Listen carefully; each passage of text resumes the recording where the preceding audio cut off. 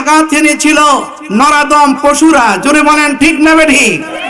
এখন ওলামায়ে কেরাম মন খুলে কথা বলবে, আপনারাও গর্জে উঠতে হবে। এদেশ থেকে যত তাগুত শক্তি আছে লেজ গুটায়া পালাতে হবে। জোরে বলেন ঠিক না বেঠিক? শরীয়তের হাদি যিনি, তরিকতের বাদশা তিনি, শরীয়তের হাদি যিনি, তরিকতের বাদশা তিনি, হাকিকতে আমার অলি, মারফাতে দিদার লও। কাবা শরীফটা সেজদায় লুটে পড়ে।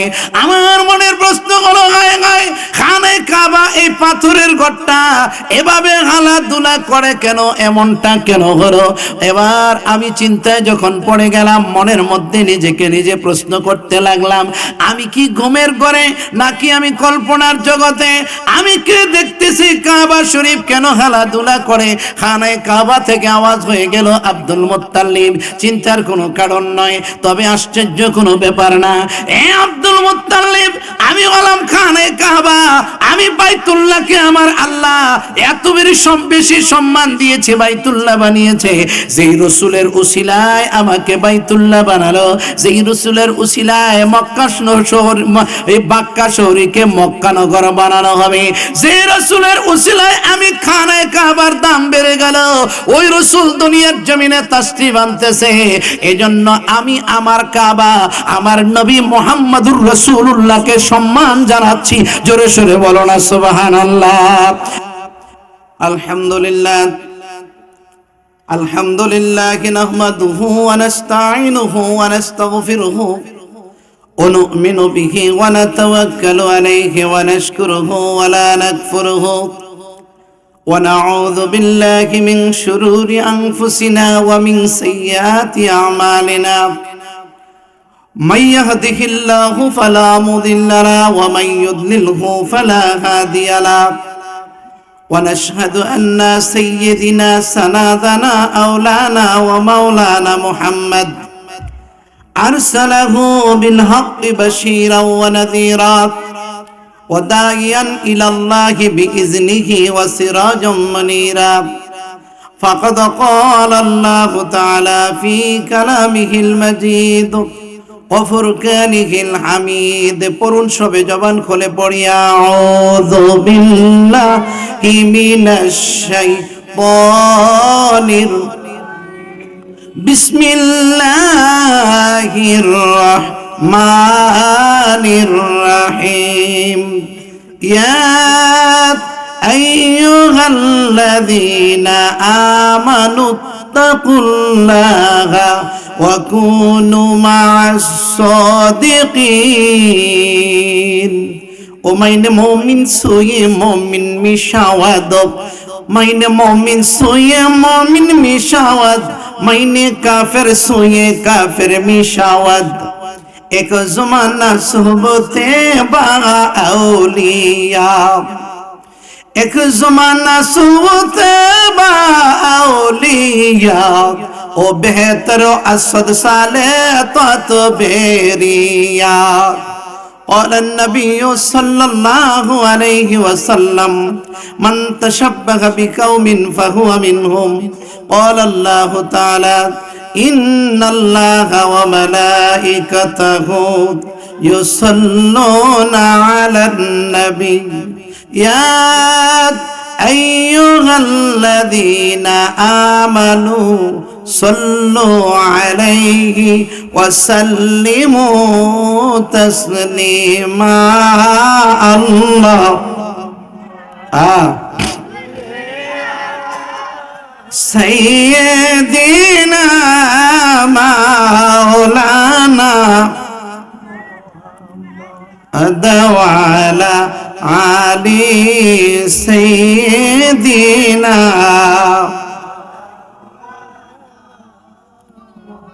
কোথায় চলছ, কোথায় যাইবা, মন রে কোথায় থাকবে পরিয়া? একলা ঘরে থাকতে হবে, লাখ লাখ বছর দরিয়া আল্লাহ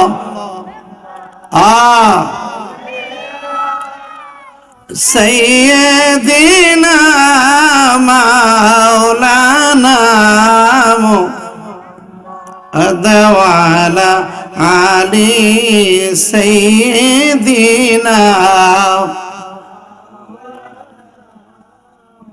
মুহাম্মদ লা ইলাহা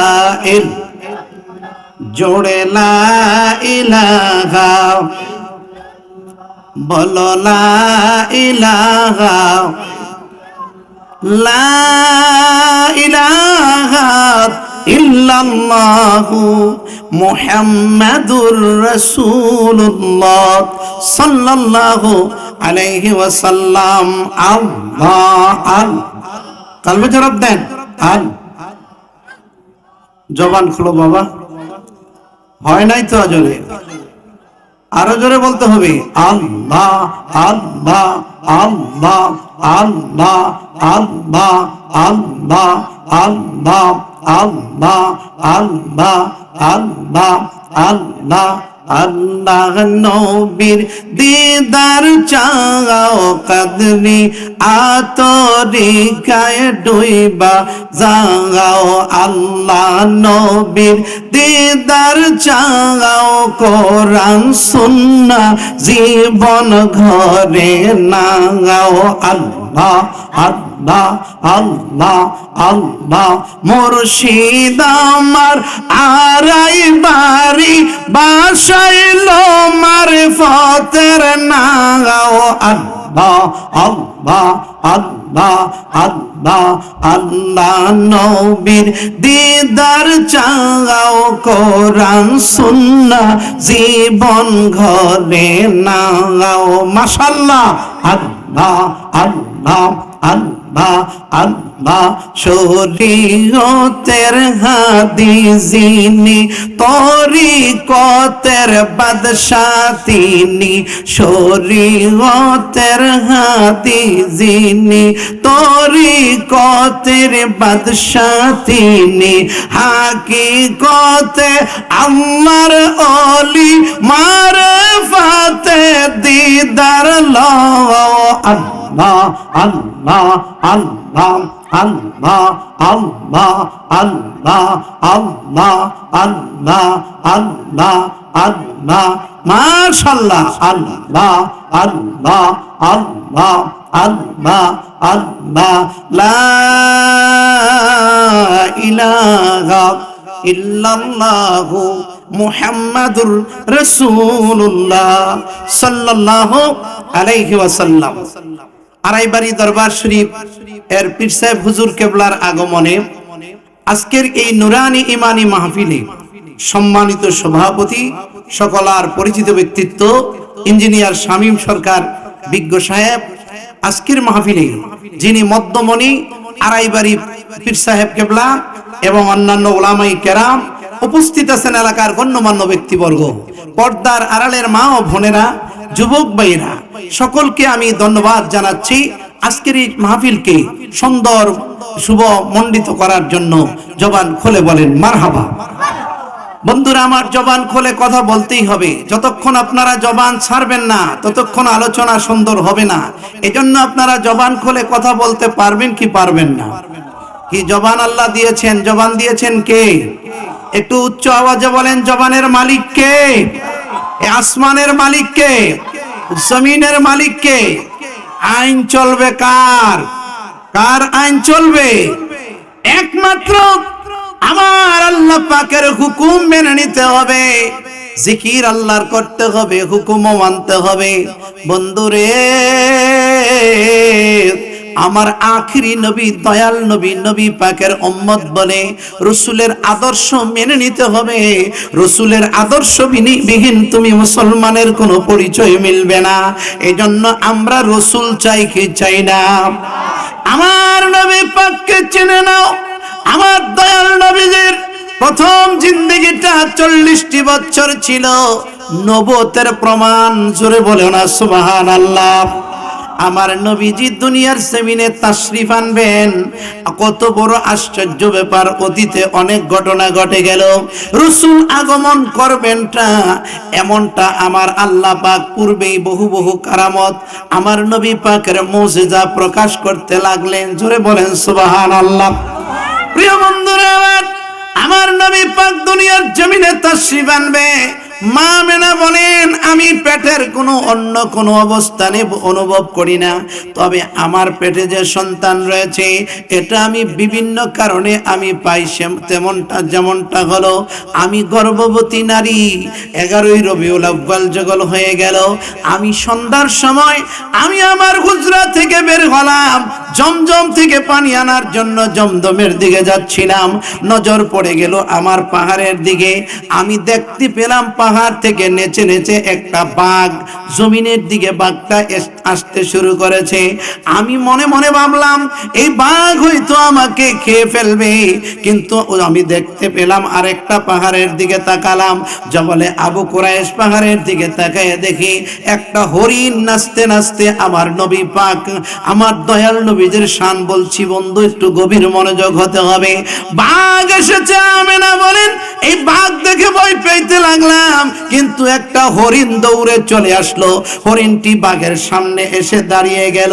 অতি সুন্দরভাবে বাঘ এবং হরিণ একত্রে শান্তিপূর্ণ এভাবে বসা রইল। অনেকক্ষণ পর্যন্ত তাকিয়ে রইলাম। বাঘ দেখে হরিণ ভয় পায় না, হরিণটাও বাঘ দেখে খাপ মারে না, অর্থাৎ তাকে ভয় দেখায় না। বাঘটা হরিণটাকে খাইবে এমন কোনো পরিবেশ বোঝা যায় না। তবে আমি চিন্তায় পড়ে গেলাম, আরে আজকে কেন এমনটা হলো, আজকে কেন এমনটা হলো, বাঘ এবং হরিণ কেন এক জায়গায় বসে আনন্দ ভাব দেখাতে লাগলো। বাঘের প্রধান শিকার হলো হরিণ। আজকে দেখি বাঘ হরিণ একত্র বসা রয়েছে, কে জানি কানাকানি করছে। এমন সময় বাঘের জবান ছুটে গেল। বাঘ বলতে লাগলো, আমেনা, আপনার কদমে একটা চুমু দিয়ে যাচ্ছি, আর একটা সংবাদ আপনাকে জানিয়ে যাচ্ছি। আজকের দিনটা চলে যাবে, পরের রাত্রটা যখন আসবে, রাতের শেষ ভাগে আমার আখিরি নবী দয়াল নবী দুনিয়ার জমিনে আসবে। আমি আমার নবী পাকের আগমনের পূর্বেই আমি আমার হিংস্রতা তালাক দিয়ে দিলাম। জোরে কও না সুবহানাল্লাহ। আমি আমার হিংস্রতা তালাক দিলাম। আমেনা, কেন তালাক দিলাম? আমার দয়াল নবী দুনিয়ার জমিনে আসবে, এই জমিনে হিংসা নিন্দা থাকতে পারে না, কোন রকমের অহংকার থাকতে পারে না। আমি হরিণকে জানিয়ে দিলাম, আমাকে দেখে ভয় পাইও না, আমি আমার হিংস্রতা তালাক দিয়েছি রাসূলের কারণে। আমার নবী দুনিয়ার জমিনে তাশরিফ আনবে। হরিণও বলে দিয়েছে, আমেনা, আপনার কদমে আমি চুমু দিয়ে যাচ্ছি। রাসূলের আগমনে আমরা জংলাবাসী বড় আনন্দে রয়েছি। জোরে সোরে বলে না সুবহানাল্লাহ। প্রিয় বন্ধুরা, আমার নবী পাকের শান আল্লাহর দরবারে কত মহান। বাঘ হরিণ, হরিণ এবং বাঘ, হরিণ বলতেছে আবার বাঘও বলতেছে হিংস্রতা তালাক দিলাম। বন্ধুরা আমার, বর্তমান জমানায় যারা ইসলামী অনুশাসন চায় না তাদের হিংস্রতা কম না বেশি? কথা বলেন, কথা বলেন। ইসলাম যারা বুঝে না, ইসলামকে যারা চিনে না, ইসলামী অনুশাসন সম্পর্কে যারা জানে না, তাদের হিংস্রতার কোনো শেষ নেই। দীর্ঘ সময় পর্যন্ত মুসলমান ইমানদার, মুসলমানের কোরআনের পাখিদেরকে শাস্তি যারা দিয়েছে, তারা হিংস্রতা বর্বরতার শেষ সীমানা পর্যন্ত পৌঁছে গিয়েছিল। তাদেরকে আমার আল্লাহ পাক দাবানলে দাবাইয়া মুসলমানদেরকে আবার সুযোগ দিয়ে দিয়েছে। এই সুযোগ আমরা কাজে লাগাতে চাই কি চাই না? কে কে চাই একটু হাত উঁচু করে দেখাতে চাই? নারে তাকবীর, নারে রিসালাত। বন্ধুরা আমার, হিংস্রতা তালাক দাও, ভালোবাসার মানব সমাজ গঠন করার জন্য চেষ্টা করো বন্ধু। সুযোগ এসেছে যখন রাসূলের আদর্শ মেনে নাও। দয়াল নবীজি দুনিয়ার জমিনে তাশরিফ আনবে। বাঘ হরিণ বলে গেলেন, আমেনা, আপনার গর্ভে রয়েছে আখিরি নবী, রাসূল দুনিয়ার জমিনে তাশরিফ আনবে। মা আমেনা এত বড় আশ্চর্য খবর নিয়া আমার নবী পাকের দাদা আব্দুল মুত্তালিবের সামনে বসে গেলেন।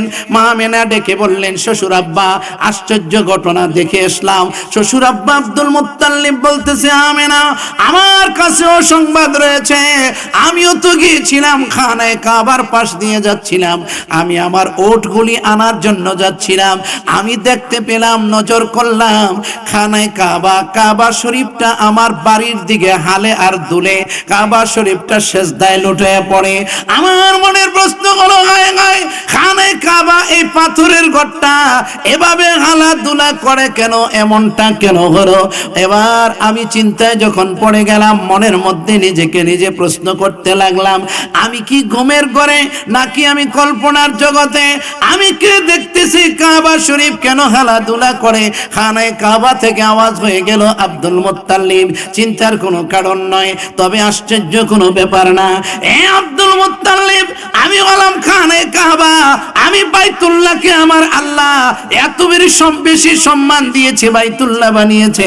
যেই রসুলের উসিলায় আমাকে বাইতুল্লাহ বানালো, যেই রসুলের উসিলায় মক্কা শহর, এই বাক্কা শহরকে মক্কা নগর বানানো হবে, যে রসুলের উসিলায় আমি খানায় কাবার দাম বেড়ে গেল, ওই রসুল দুনিয়ার জমিনে তাশরীফ আনতেছে।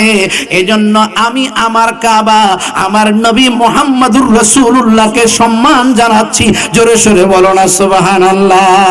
আরে দো জাহানের বাদশা নবীজি কাবার কাবা, দো জাহানের বাদশা নবীজি কাবার কাবা, হায় হায় সুরতে মানুষ মূলে সব নবীর বাবা, দো জাহানের বাদশা নবীজি কাবার। অসুবিধা হচ্ছে না? আপনারা কি আমাকে স্টার্ট দিয়ে ঘুমাই গেলেন? একটু আওয়াজ করে বলো, দু জাহানের বাদশা নবীজি কাবার কাবা, দু জাহানের বাদশা নবীজি। সুরতে মানুষ মূলে সব নবীর বাবা, দু জাহানের বাদশা নবীজি কাবার কাবা, দু জাহানের বাদশা নবীজি। এই চন্দ্র সূর্য গ্রহ তারা সবই নবীজির নূরের ইশারা, রে চন্দ্র সূর্য গ্রহ তারা সবই নবীজির নূরের ইশারা। আরে জান নূরেতে হইয়াছে যে ভুবন জালা, হায় হায় জান নূরেতে হইয়াছে যে ভুবন জালা, দো জাহানের বাদশা নবীজি কাবার কাবা, দো জাহানের বাদশা নবীজি। আমার নবী কামলিওয়ালা আসেন নবীজি সোনার মদিনা, রে আমার নবী কামলিওয়ালা আসেন নবীজি সোনার মদিনা, রে জান্নুরেতে হইয়াছে যে ভুবন জালা, হায় হায় জান্নুরেতে হইয়াছে যে ভুবন জালা, দো জাহানের বাদশা নবীজি কাবার। বন্ধুরা, আমার নবী পাকের শানমান আলোচনা চলছে। আমার নবী পাকের শানে আমার আল্লাহ পাক বলেন, ওয়ারাফা'না লাকা যিকরাক, ইয়া রাসূলুল্লাহ আপনার জিকিরকে, আপনার ইজ্জতকে, আপনার সম্মানকে আমি রন্ধ্রে রন্ধ্রে কুল কায়নাতের সকলের কাছে আপনার সম্মানকে আমি বাড়াইয়া দিলাম। জোরে সোরে বলা কি যাবে না সুবহানাল্লাহ? আমার দয়াল নবীর শান আল্লাহর দরবারে কত মহান। আব্দুল মুত্তালিব বলেন, বৌমা চিন্তার কোনো কারণ নাই, কাবা শরীফের কাছ থেকেও সংবাদ পেলাম আমার একজন নাতি হবে, তোমার গর্ভের সন্তানটি দুনিয়ার সবচেয়ে দামি মানুষ হবে আমেনা। চিন্তা করার কোনো কারণ নাই, তুমি তোমার হুজরায় চলে যাও। রাতের বেলা প্রসব ব্যথা হলে বা কোনো ঘটনা ঘটলে ঘরের নারীদের সহযোগিতা নিও। মা আমেনা বলেন, আমি ঘরের মধ্যে চলে গেলাম, আমার হুজরা মুবারকে চলে গেলাম, তবে আমার অন্য কোনো চিন্তা নাই, একটাই মাত্র চিন্তা, আমি গর্ভবতী নারী, আজকে আমার সন্তান দুনিয়ার জমিনে আগমন করবে, কিন্তু আমার স্বামী নাই, মনের কথাটা বলার মতন কোনো জায়গা নাই। দুঃখ ভরা হৃদয় নিয়া রাতের গভীর পর্যন্ত চিন্তায় পড়ে রইলাম, কি ঘটনা ঘটে যায় তা তো বলা যায় না। প্রসব ব্যথা কি যন্ত্রণা কি কম হবে নাকি বেশি হবে? ঘটনা এমন একটা আশ্চর্য, এমন একটা বড় খবর, সুসংবাদ শোনার পরে অশান্তি নেই, স্বামী নাই, গর্ভবতী আমি, আমার আমার সন্তান দুনিয়ায় আসবে চিন্তায় পড়ে গেলাম। কিন্তু আমি হঠাৎ করে দেখলাম রাতের যখন অর্ধেক হয়ে গেল, আমি দেখলাম ঘরের ছাদটা ফাঁকা হয়ে গেছে, ঘরের চাল ফাঁকা হয়ে গেছে, আসমান পর্যন্ত একটা নুরানি আলো এসে আমার ঘর পর্যন্ত পৌঁছে গিয়েছে। আমার ঘরে নূরের আলো, এত বেশি আশ্চর্য আলো, এত সুন্দর আলো আমি কখনো দেখি নাই। মনে মনে প্রশ্ন করি, হায় হায়, কে কে পাঠাইলো এই আলো? আমি দেখতেছি আসমান পর্যন্ত নুরানি সিঁড়ি হয়ে গেছে, নামতেছে একটা দুটা করে চারজন নারী, চারজন রমণী এই জমিনের দিকে নেমে আসতেছে। একজনের চাইতে আরেকজনের সৌন্দর্য অনেক বেশি। জোরে সোরে বলা কি যাবে না সুবহানাল্লাহ। একজন নারী নেমে আসলেন আমার ঘরের আঙ্গিনায়, এসে ডাক মারলেন, আমেনা, আমেনা গো, ঘরের দরজা খোলো, মনের কথা বলি। আমি ঘরের দরজা খুলে দেখি পূর্ণিমা চাঁদের মতো সুন্দরী রূপসী একজন নারী। আমি ধমকি মেরে দিলাম, বললাম, কে গো তুমি? এমন একটা সময়ে ফ্রি সেক্সের দুনিয়া, তুমি কোন সাহসে আমার ঘরের আঙ্গিনায় এসে আমাকে ডাক দিলা? এমন সুন্দরী রূপসী নারী আরবের কোন পুরুষ যদি টের পায় তোমার ইজ্জতের উপরে হামলা করবে। ওই নারী জবাব দেয়, আমেনা, আমি দুনিয়ার কোন নারী নই, আমাকে নিয়ে চিন্তা করতে হবে না। আমি হলাম আদম আলাইহিস সালামের স্ত্রী, আমার নাম হলো হাওয়া বিবি। সুবহানাল্লাহ বলেন। আমি হাওয়া বিবি এসেছি তোমার ঘরে। কেন এসেছি? আমি এসেছি তোমার গর্ভ থেকে একটা নূরের সন্তান দুনিয়ার জমিনে তাশরীফ আনবে। এই নূরের সন্তানটিকে আমি যেন সবার আগে কোলে নিতে পারি। আরেকজন রমণী এসে বললেন, আমার নাম হলো হযরত আসিয়া, আমি আপনার ঘরের আঙ্গিনায় কেন আসছি? বড় আশা নিয়ে এসেছি। আমি না দুনিয়ার জমিনে এসেছি না, আমি দুনিয়ার জমিনে ইমানি পরীক্ষায় পড়ে গিয়েছিলাম। আমি আমার এক আল্লাহকে আল্লাহ বলে ডাকতেছিলাম। আমার আল্লাহকে যখন ডাকতেছিলাম, আমার আল্লাহকে এক আল্লাহ বলে যখন জপতেছিলাম, ফেরাউন এত নিষ্ঠুর ছিল, আমার উপরে এমন ভাবে আযাব দিতে শুরু করে দিল। আমার চোখের সামনে একটা ডেস্কির মধ্যে তেল গরম করতেছিল, তৈলগুলি বক বক করে উতলাতেছিল।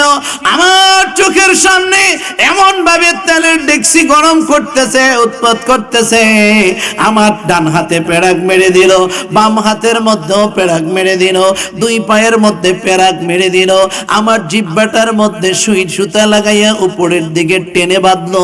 আমি দেখতেছি আমার সন্তান এক এক করে দুটি সন্তান গরম তেলের মধ্যে ছেড়ে দিল আর বলল, এরে আসিয়া, এখনো সময় আছে, তুমি আমাকে আল্লাহ বলে ডাকো। আনা রব্বুকুমুল আলা, আমি হলাম বড় খোদা। আমি তখনও বলতাম না ফেরাউন, না না, তুই বড় খোদা না, তুই একটা বড় গাদা। ঠিক না বেঠে? এ গাদা, কেমনে রে মানুষ হইয়া তুই খোদাই দাবি করলি? আমি তোরে কখনো আল্লাহ বলে ডাকবো না, প্রভু বলে মানবো না। আসিয়া এমন ভাবে বলে চিৎকার করতে লাগলাম। আসিয়ার দিকে তাকাইয়া ফেরাউন কখনো দিলটা নরম হলো না, আরো নির্যাতন বাড়িয়ে দিল। দুইটা সন্তান তেলের মধ্যে ছেড়ে দিল, গলে গেল। 3 নম্বরের ছেলে সন্তানটি 6 মাসের শিশু বাচ্চাটিকে এনে ডিস্কির পরে ধরলো। এরে আসিয়া, বাঁচতে হলে তুমি আমার কোলে, আমাকে তুমি আল্লাহ বলে ডাকো, আমাকে প্রভু বলে ডাকো, আল্লাহ বলে আমাকে সেজদা করো, তোমার বাচ্চাও বেঁচে যাবে, তুমিও বেঁচে থাকবে। আমি বললাম, না ফেরাউন, জীবন দেব, ঈমান দিব না। একথা বলার সাথে সাথে এমন ভাবে আমার 6 মাসের শিশু বাচ্চাটা আমার বুক থেকে টেনে নিয়ে গরম তেলের মধ্যে ছেড়ে দিল। আল্লাহর কৃষ্ণা বোঝা যায় না, আল্লাহর কৃপা, আল্লাহর দয়া, আল্লাহর কৃষ্ণা বোঝা যায় না। আশ্চর্য খবর, বাচ্চাটি গরম তেলের মধ্যে পড়ে তো মরে না, গরম তেলে সাঁতরাইতে শুরু করলো। আর ডাক দিল, মা গো মা, এই গরম তেল তুমি ভয় পাও না মা, যদিও তুমি দেখতেছ গরম তেল, এই গরম তেলগুলিকে ভয় পাও না মা, এটা গরম তেল নয় গো মা, এটা হলো বেহেশতের বাগান। জোরে কও না সুবহানাল্লাহ। ঈমানের হাকিকত ইমানের পাওয়ার কত ছিল। ছোট্ট বাচ্চাটি এবার ডাকতে লাগলো মা। এবার আশ্চর্য এই অবস্থা দেখে আমার আল্লাহকে আল্লাহ বলে ডাকতে লাগলাম। নিষ্ঠুর ফেরাউন নিজ হাতে গরম তেলগুলি আমার জিহ্বার মধ্যে ঢেলে দিল। আমার জিহ্বাটা গলে গেল, আর ডাকতে পারি না, আর্তনাদ করে কান্না করি, আল্লাহ রে ও আল্লাহ, তোমাকে দেখলাম না, তোমার পয়গম্বর দেখে কলেমা পড়েছি রে আল্লাহ, এখনো তোমার সাথে আমার সাক্ষাৎ হলো না, তোমার সাথে কোনো দিদার হলো না আল্লাহ, এখনোই কি আমি মরে যাব? আমার আল্লাহ পাক তখন নূরের দিদার দিয়ে দিল। জোরে কও না সুবহানাল্লাহ, বলো না আল্লাহ আমার রব, এই রবি আমার সব, বলো আল্লাহ আমার এই রবি, বলো আল্লাহ আমার রব, এই রবি আমার। কি ভয় পাচ্ছেন? জবান খুলে চিৎকার মেরে আওয়াজ করে বলেন আল্লাহ আমার রব, এই রবি, বলো আল্লাহ আমার এই রবি আমার সব, এই দমে দমে তন মনে তারি অনুভব, আল্লাহ আমার এই রবি আমার। ওগো তোমার দুনিয়াতে আমি আর না কিছু চাই, তোমার প্রেমের অনল আমি কি দিয়া নিবাই, তোমার দুনিয়াতে আমি আর না কিছু চাই, তোমার প্রেমের অনল আমি কি দিয়া নিবাই। ও যার হয়েছ তুমি তার নাই কোনো ভয়, যার হয়েছ তুমি তার নাই কোনো ভয়, আল্লাহ আমার এই রবি আমার, বলো আল্লাহ আমার এই রবি আমার সব, এই দমে দমে তনু মনে তারি অনুভব, আল্লাহ আমার এই রবি। ওগো তোমার দুনিয়াতে আমি যেদিকে তাকাই, অথই নিয়ামতে এ ডুবেছি সদাই, আল্লাহু আকবার বলো না। তোমার দুনিয়াতে আমি যেদিকে তাকাই, অথই নিয়ামতে এ ডুবেছি সদাই। ও পাখ পাখালির গানে এই চিক চিক কলরব, আল্লাহ আমার এই রবি আমার সব, বলো আল্লাহ আমার রব, এই রবি আমার সব, এই দমে দমে তনু মনে তারি অনুভব, আল্লাহ আমার এই রব। বন্ধুরা আমার, ইমানের বলে বলিয়ান হতে হবে। তুমি কি দেখো না ফিলিস্তিনের জমিনে বাইতুল মাকদাসের দিকে তাকায় দেখো, এখনো ছোট্ট ছোট্ট শিশু বাচ্চাগুলি ওই ইহুদিদের দিকে তাকাইয়া দৌড়ায়া যায়, নিজের জীবনের ভয় করে না। ছোট্ট বাচ্চাগুলির নিথর দেহগুলি জমিনে পড়ে থাকে, মা বাবাগুলি ছোট্ট বাচ্চাদের মৃত্যু দেহটা হাতে লইয়া আল্লাহর দরবারে আর্তনাদ করে কত প্রাণ ওই বাইতুল মাকদাসের প্রেমে, আল্লাহর প্রেমে দিয়ে দিচ্ছে। জোরে সোরে বলে না সুবহানাল্লাহ। এমনটা কখনো যদি বাংলার জমিনে হয়, আমাদের ঈমানটাও তো সেরকম হতে হবে। কথা বলেন, কথা বলেন, ঠিক না ঠিক? এমনটা যদি কোনো সময় বাংলার জমিনে হয়ে যায়, তাইলে ঈমানটা সেই ফিলিস্তিনের মুসলমানদের মতো ঈমানওয়ালা হতে হবে। জোরে বলেন না ঠিক না ঠিক? প্রিয় বন্ধুরা, বলতেছিলাম রাসূল পাকের শান আল্লাহর দরবারে কত মহান। নবীজি দুনিয়ার জমিনে তাশরীফ এনেছে, আমার নবীজির আগমন হয়ে গেল। আমার নবী পাক দুনিয়ার জমিনে তাশরীফ এনেছে, সকাল বেলা হয়ে গেল, খবর চতুর্দিকে ছড়াতে লাগলো। বন্ধুরা আমার, এই খবর পুষতে লাগলো।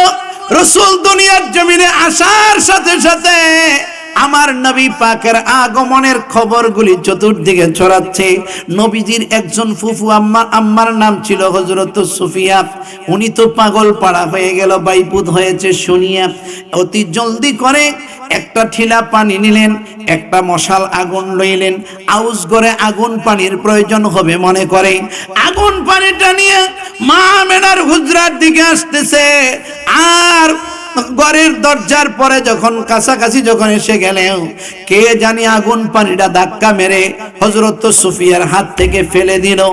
আর ডেকে বলতে লাগলো, হে নবীর ফুফু আম্মা, এমন একজন সন্তান দুনিয়ার জমিনে তাশরিফ এনেছে, যেই সন্তানকে আগুন দিয়ে ছাকা দেওয়া লাগবে না, আর এই পানি দিয়ে গোসল করানো লাগবে না।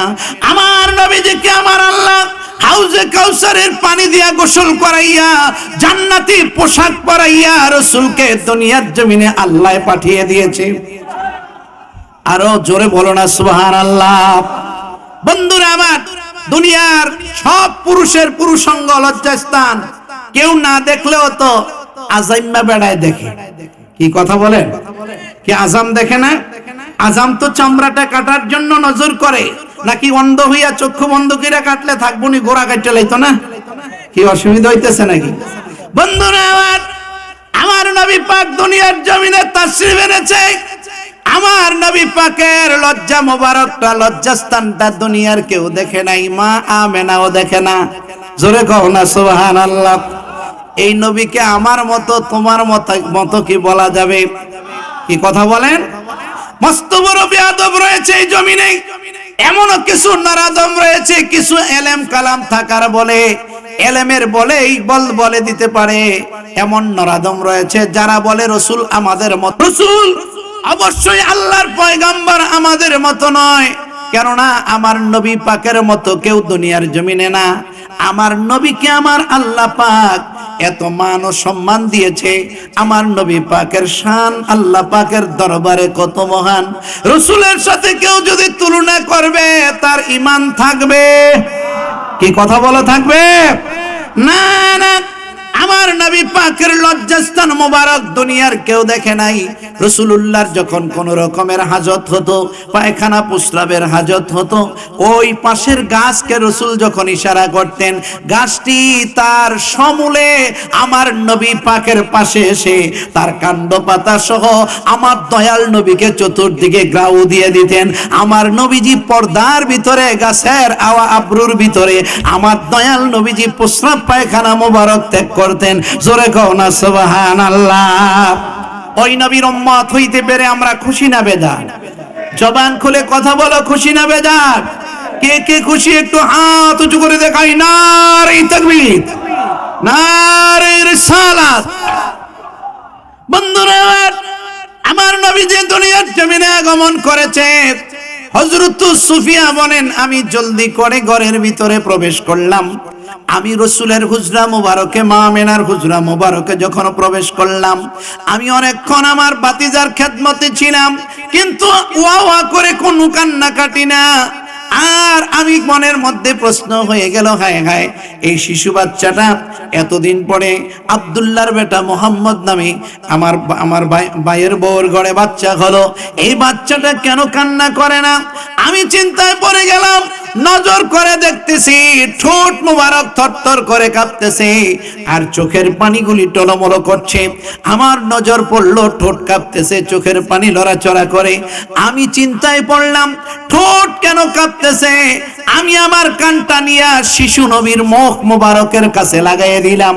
আমি শুনতে পেলাম আমার দয়াল নবীজি তখনই বলতেছে, ইয়া রাব্বি হাবলি উম্মতি, ইয়া রাব্বি হাবলি উম্মতি। জোরে কও না সুবহানাল্লাহ। তোমরা শোনো গো মন দিয়া, নবী আমার কান্দিতেছেন উম্মতি বলিয়া। বলো শোনো গো মন দিয়া, নবী আমার কান্দিতেছেন উম্মতি।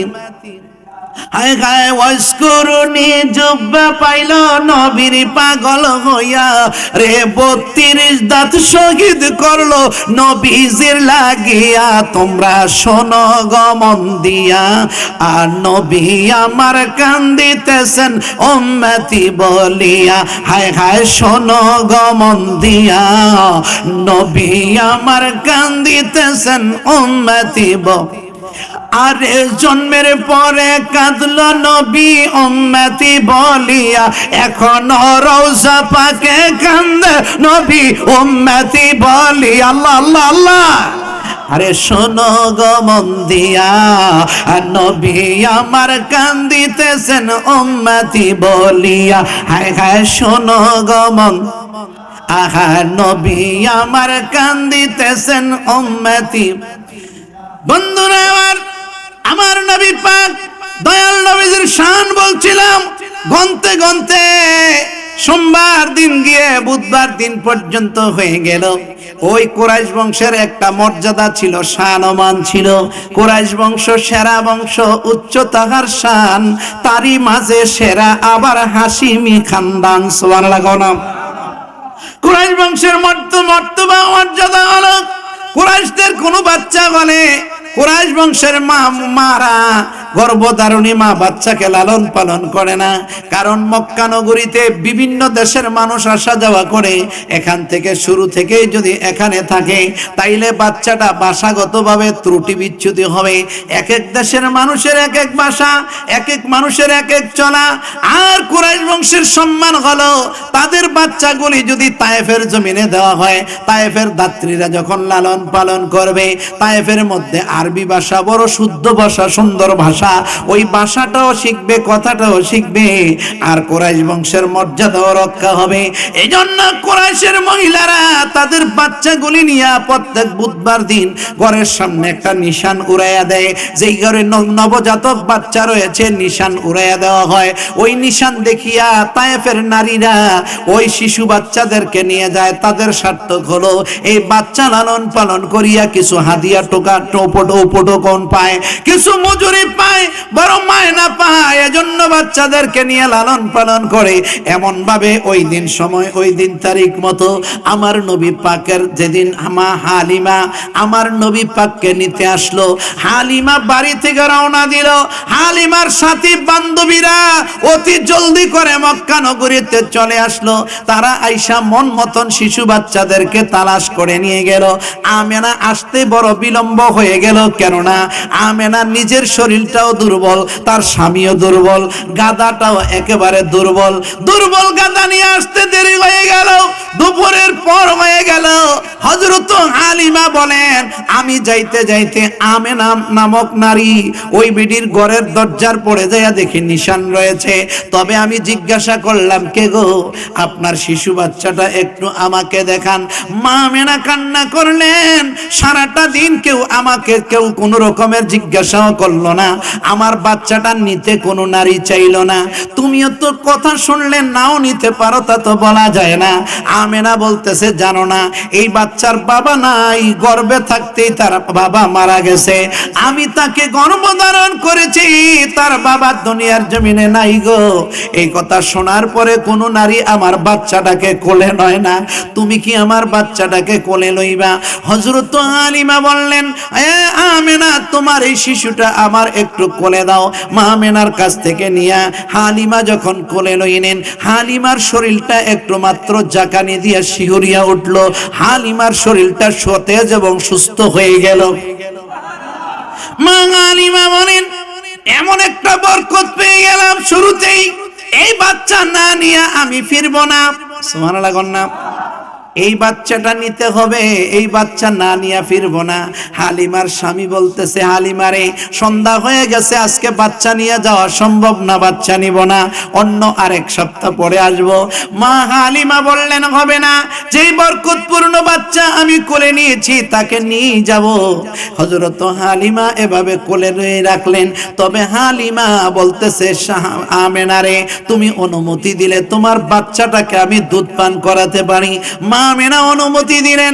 হযরত হালিমা এবার বুকের দুধ পান করাতে লাগলেন। ডান দুধে যখন দিলেন, আমার নবী পাক দুধ পান করা শিশু নবী দুধ পান করতে শুরু করলো। বাম দুধটার মধ্যে নিয়ে দিলেন, বামের দুধটা পান করে না।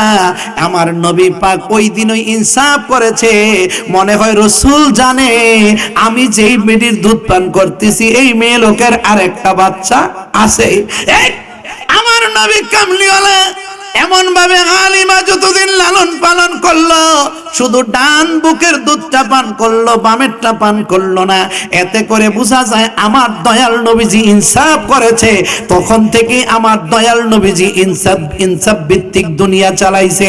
জোরে সোরে বলো না সুবহানাল্লাহ। ডান দিকে দুধ পান করেছে, এতে করে রাসূলকে রহমতি নবী, বরকতি নবী, আমার দয়াল নবীজির শান ও মানের ইজ্জত রয়েছে। জোরে কও সুবহানাল্লাহ। আমার নবীজি বামেরটা পান করে নাই। বন্ধুরা আমার, আমরা শুরুতে সকল কাজে আমরা ডান দিক থেকে শুরু করব নাকি বাম দিক থেকে? কি কথা বলতে অসুবিধা হয়? কিন্তু আমার দেশে রয়েছে যারা বাম দিকে থাকতে চায় তাদেরকে ডান দিকে থাকতে চাই, ডানে থাকতে দেয় না। একদল আমাদেরকে বাম দিকে নিতে চায়, কোরআন সুন্নাহ বিরোধী রাস্তায় আমাদেরকে নিতে চায়, কোরআন সুন্নাহর পক্ষে আমাদেরকে থাকতে দিতে চায় না।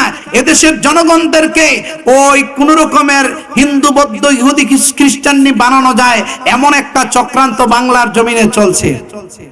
কি কথা বলেন, ঠিক না বেঠিক? সাধারণ মাত্র কিছু হিন্দু জাতি রয়েছে, এদেরকে আমরা মেহমানের মতন মায়া করি, ঠিক না? কি হিন্দুদেরকে আমরা মেহমানের মতন মায়া করি না? অবশ্যই আমরা হিন্দুদেরকে মেহমানদের মতন মায়া করি, কিন্তু মুসলমান কিছু কুলাঙ্গার রয়েছে, এরা চায় এই হিন্দু মাত্র সংখ্যাগরিষ্ঠ কিছুর সাথে একটা দ্বন্দ্ব বাজাইয়া এই দেশটার মধ্যে কিনা কয় গৃহযুদ্ধ লাগাইতে চায়, ঠিক না বেঠিক? প্রতিবেশী রাষ্ট্র, হিন্দু রাষ্ট্র, সেখান থেকে আমাদের উপরে আক্রোশ এনে এই দেশটাকে তছনছ করতে চায়। বন্ধুরা আমার, আমরা সচেতন হতে হবে। আমরা পাশের কোন নাস্তিক রাষ্ট্রকে ভয় পাই না, কেননা এই সার্বভৌমত্বের মালিক কে? আরো জোরে বলেন কে?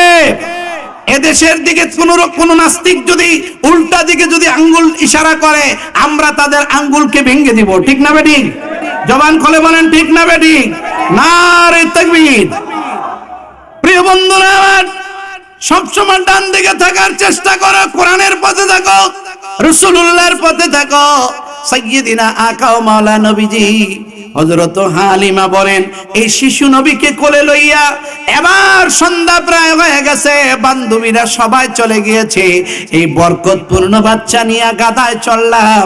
গাদাটা অল্প কয়টা কদম দেওয়ার পরে আমি ওই 60 কিলোমিটার দূরের তায়েফ নগরীর আমার বাড়িটা দেখতে পাচ্ছি। সুবহানাল্লাহ বলেন। মা হালিমা বলেন, আমি আমার বাগানের খেজুর গাছগুলিকে মরা মরা শুকনা শুকনা দেখে এসেছিলাম। আমি আমার স্বামীকে বললাম, যদিও আমার বাড়িটা দেখা যায়, তবে গাছগুলি বড় সতেজ দেখা যায়। বাড়ির ভিতরে প্রবেশ করলাম, যাইয়া দেখি আমার উটগুলি কি জানি চিবাচ্ছে, বলিষ্ঠ দেহের অধিকারী দেখা যাচ্ছে, আর ওটের ওলানির মধ্যে দুধ ভর্তি দেখা যাচ্ছে। জোরে সোরে বলেন সুবহানাল্লাহ। আমার নবী পাকের শান আল্লাহর দরবারে কত মহান, ওই নবীর উম্মত হইতে পেরে খুশি না বেজার? একটু জবান খুলে দুরূদ শরীফ পড়েন। আল্লাহুম্মা সাইয়্যিদিনা মাওলানা মুহাম্মাদ ওয়া আলা আলি সাইয়্যিদিনা। প্রিয় বন্ধুরা, এবার নবী পাকের শান ও মান শুনলাম, এবার আদর্শের আলোচনা করব। বন্ধুরা আমার, এজন্য রাসূলের আদর্শ মেনে মেনে আমরা চলতে চাই কি চাই না? কে কে নবীর আদর্শ চাই একটু হাত উঁচু করে দেখাই। নারে তাকবীর। বন্ধুরা আমার, নবী পাকের দরবারে সাহাবায়ে কেরাম এসে আমার রাসূলের কাছে কলেমা পড়ার পরে একটা কথা বলতেন, ইয়া রাসূলুল্লাহ, এখন কলেমা পড়েছি, মুসলমান হয়েছি, আমার কর্মসূচি কি? রাসূলুল্লাহ বলতেন, তোমরা আমার সুন্নত মেনে নাও। যেমনটা হযরত সাদ সালামি কালো কুশ্রী বিশ্রী চেহারা বলে সমাজে জায়গা পাইতেন না, পাগল বলে সমাজের লোকেরা সমাজ থেকে তাড়িয়ে দিয়েছিল। হযরত সাদ সালামি খবর পেল মক্কা মুকাররমায় একজন রাসূল এসেছে, বারবাজার, বাবার নাম আব্দুল্লাহ, মায়ের নাম আমেনা, ইনি শান্তির ধর্ম ইসলাম প্রচার করতেছে। আর এমন একটা ঘটনা ঘটেছে, আমার রাসূলের দরবারে হযরত আলীর মতন সুন্দর মানুষটা, হযরত বেলালের মতন কালো মানুষটা একই প্লেটে খাবার খায়, একই জায়গায় বসে কথা বলে। জোরে সোরে বলেন সুবহানাল্লাহ। কত শান্তিময় হয়ে গেল। হযরত সাদ সালামী রাসূলের কদমে এসে বললেন, ইয়া রাসূলুল্লাহ, কালো বলে সমাজে কোনো মান নাই, সম্মান নাই, ইজ্জত পেলাম না, শান্তি নাই। ইয়া রাসূলুল্লাহ, এবার আমি যদি কলেমা পড়ি, মুসলমান হই, আমার এই কলেমা পড়াটায় আমার কি লাভ হবে? আমার নবী পাক বললেন, সাদ সালামী, তুমি কলেমা পড়লে আমার আল্লাহ পাক তোমাকে একটা বেহেশত দিয়া দিব। কলেমা পড়লে ঈমান আনলে জান্নাতের রৌমাস হয়ে গেল। হযরত সাদ সালামী কলেমা পড়লেন, ইয়া রাসূলুল্লাহ, এখন আর কি করব? রাসূল বলেন, তুমি আমার সুন্নতগুলি মেনে নাও। হযরত সাদ সালামী রাসূল পাকের সুন্নতগুলি মেনে নিলেন। আল্লাহর নবীর দরবারে এসে মদিনার জিন্দেগিতে যখন আসলো, মদিনার এলাকায় যখন থাকতো, রাসূল পাক ডেকে বললেন, সাদ সালামী, আমার সুন্নতগুলি তুমি মেনে মেনে চলছো, বড় ভালোই করেছো, তবে একটা সুন্নত তোমার বাকি রয়েছে। আমি রাসূল বিয়ে করেছি, তুমিও বিয়ে করবে। আমি রাসূলের সুন্নাত, বিয়ে করা হলো নবীর সুন্নাত। সাদ সালামী, তুমি বিয়ে করবে। সাদ সালামী চলে গেলেন, ছুটে গেলেন বিয়ে করার জন্য। এবার তালাশ করতে লাগলো, মদিনার অলিগলি ঘুরতে ঘুরতে 3 মাস পর্যন্ত ঘুরলো। কোনো নারী তাকে পছন্দ করলো না, কোনো নারী তার কাছে বিয়ে বসলো না। অসহায় মন নিয়ে রাসূলের কদমে এসে কান্না করলো, ইয়া রাসূলুল্লাহ, নবীজি, আরবের কোন নারী আমাকে পছন্দ করে না, আমি বিয়ের সুন্নতটা কি আমার আদায় হবে না? আল্লাহর নবী বলেন, চিন্তা করো না রে সাদ সালামী, আমি রাসূল তোমার বিয়ে ঠিক করে দিচ্ছি। সুন্দর করে আমার নবী পাক একটা কাগজের টুকরায় লিখলেন, সাকিব গোত্রের লিডার 3 দিন হয়েছে কলেমা পড়েছে, ওর দিকে তাকায় লিখলেন, হ্যাঁ লিডার, তোমার সুন্দরী রূপসী মেয়েটা আমি রাসূল, আমি তোমার এই মেয়েটাকে এই হযরত সাদ সালামীর জন্য বিয়ে ঠিক করে দিলাম। এই নিয়ে যাও কাগজের টুকরা, আমার কথা বলে দিবে আর এই কাগজের টুকরাটা হাতে দিবে।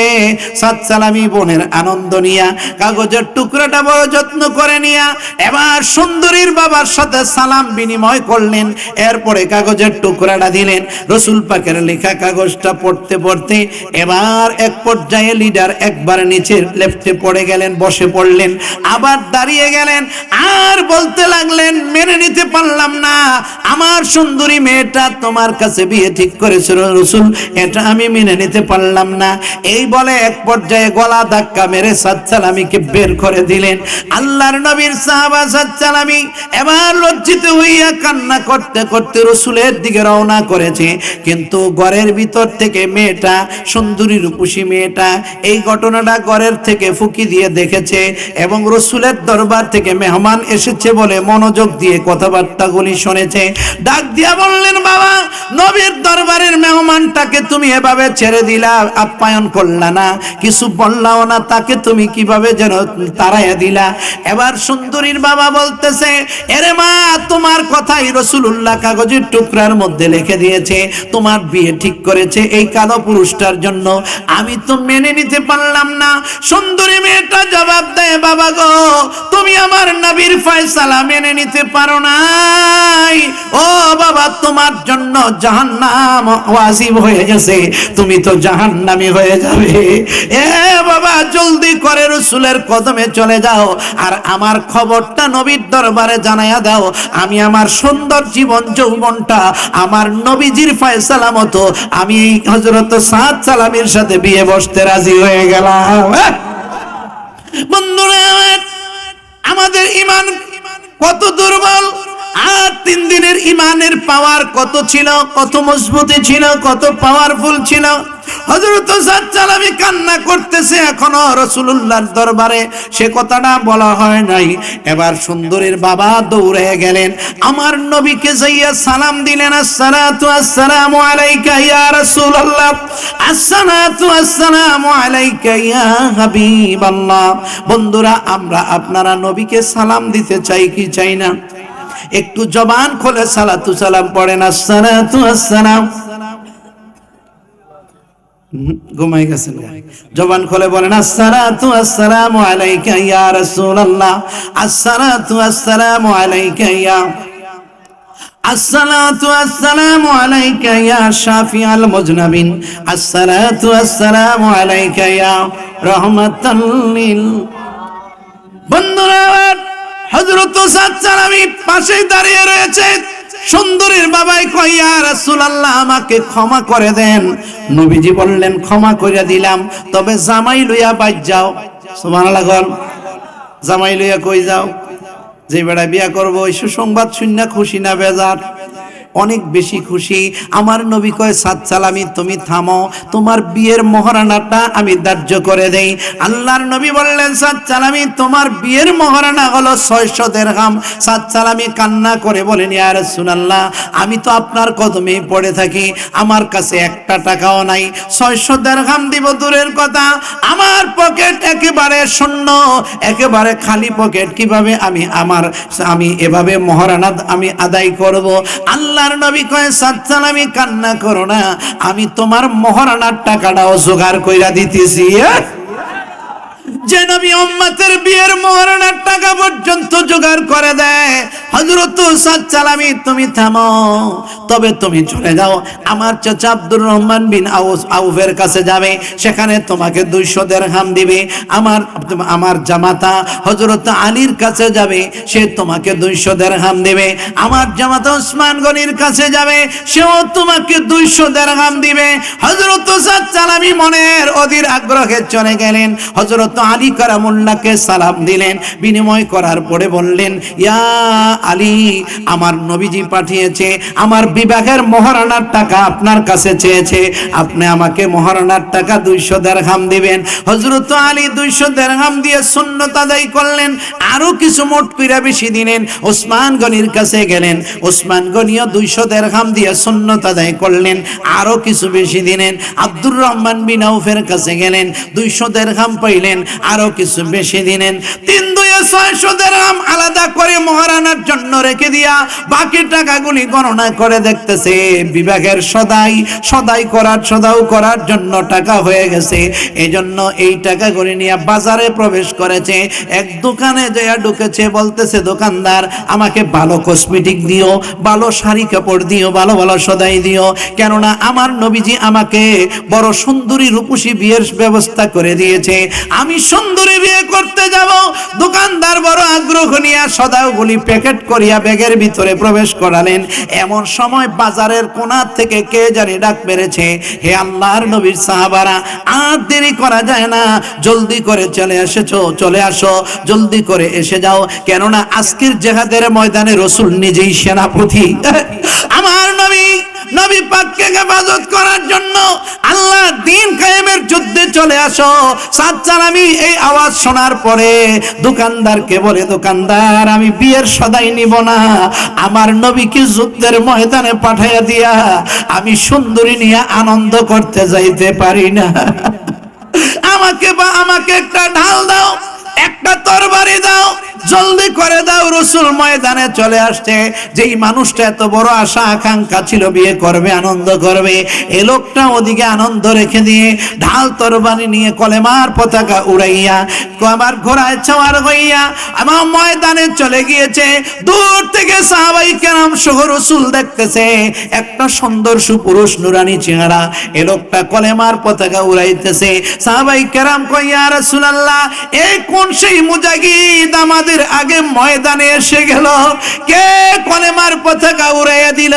আল্লাহর নবী কয়, জানো না, আমার প্রিয় সাদ সালামী এই কলেমার পতাকা ওলা লোকটা। সাহাবাই কেরাম খালি প্রশ্ন করে, নবী গো, এই লোকটা তো কালো কুশ্রী বিশ্রী চেহারা, কিন্তু তার চেহারার মধ্যে নূর বর্ষণ হচ্ছে, কত সুন্দর লাগছে। ইয়া রাসূলুল্লাহ, বলতে বলতে আস্তে আস্তে সাদ সালামী কাফেরদের আক্রমণে পড়ে গিয়েছে।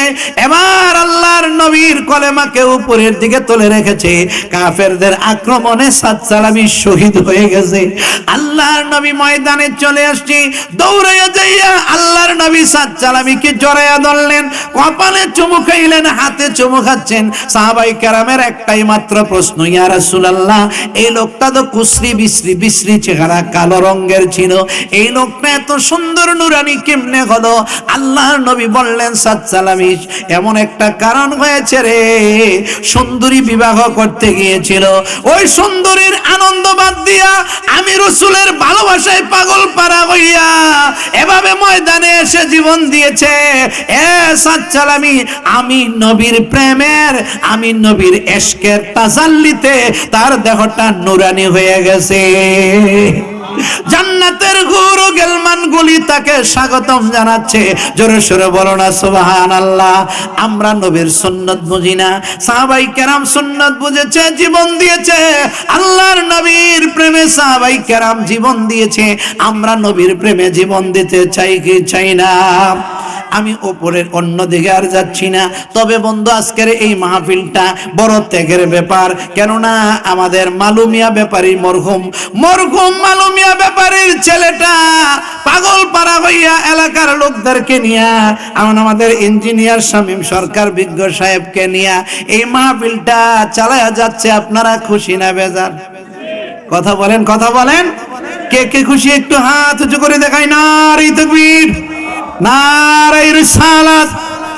নামাজ রোজা যেখানে, কোরআন সুন্নাহ যেখানে, গান বাজনা যেখানে। বড় আপনারা কৌশলী মানুষ তো। গান বাজনা গুলি কোথায় হয়? দুই চারটা মানুষ এখানে কি আছে না, যারা গান বাজনা রাতের বেলা যাইয়া বহুদূর পর্যন্ত বাউলের গান শোনে না? বাউলে গান গায়, কয় শোনো শোনো জনগণ, বেশি কইরা গাজা টানো, মরে গেলে সবই পাবি, গাজা পাইতি না। নাউজুবিল্লাহ করতেন না? আরো জোরে কোন নাউজুবিল্লাহ। কয় ফেরেশতারা গাজা খাইব, তুই চাইলে মুহুরা দিব, বেশি কইরা খাইয়া লরে আর দ পাইতি না। নাউজুবিল্লাহ বলেন। আমরা বাউলের এই গান চাই কি? বাউলের গান চাই না। আমরা কোরআন সুন্নাহর আলোচনা চাই। জোরে বলেন ঠিক না বেঠিক? আমি ওই দিকে আলোচনায় যাচ্ছি না।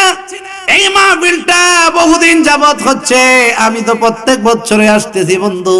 তবে আমি আপনাদের কাছে আবদার করব, এই মাহফিলটা আগামী বছর হলে খুশি না বেজার?